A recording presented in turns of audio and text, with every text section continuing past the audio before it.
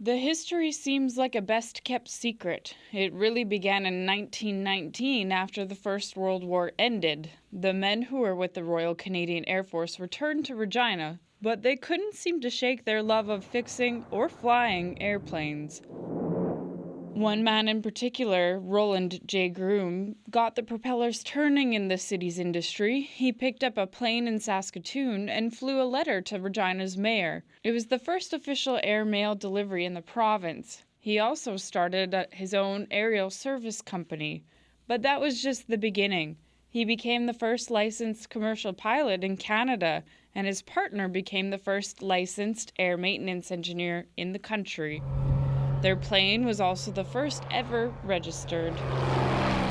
It was kind of a remarkable historical thing, it's kind of a historical fluke, but we have the distinction of being able to claim the first licensed commercial pilot, air maintenance engineer, first registered aircraft, and the first officially acknowledged air harbor in the entire country.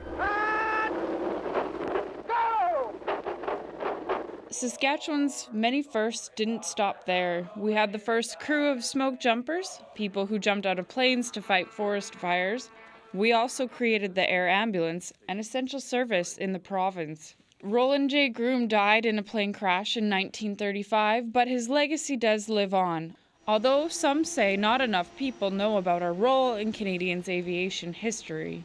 I don't. I honestly think that it's an unrecognized history that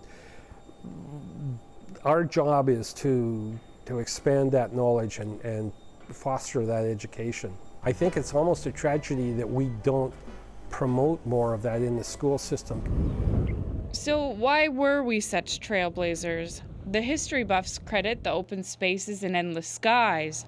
Those conditions are still serving pilots in the province today. The chief flight instructor at the Regina Flying Club says the industry carries on, but it is smaller than it used to be. We have quite a few students that come through the flying club. We're noting as of late we've got a few less commercial students, and now is the time when they should be getting involved because the airlines are crying for pilots. That's because hundreds of baby boomers are gearing up for retirement. Today there are less people involved with flight in the province, but the enthusiasts remain committed, inspired by the innovators before them. Kendall Latimer, CBC News, Regina.